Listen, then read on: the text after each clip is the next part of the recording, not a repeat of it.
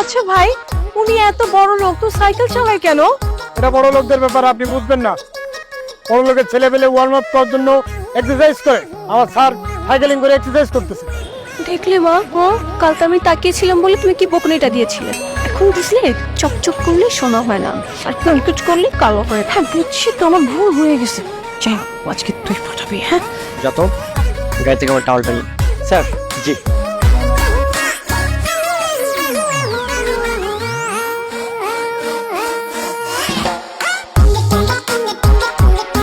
Sir.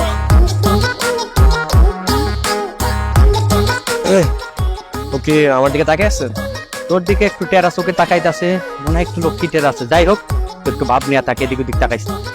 আচ্ছা ভাই, ওনার বাসা কোথায়? ওনার বাবা কি করেন? 9 নম্বর সেক্টরের লেকের পাশে যে সাদা বাড়িটা আছে না, ওই বাড়িটা ওনাদের? জি ওটা আমার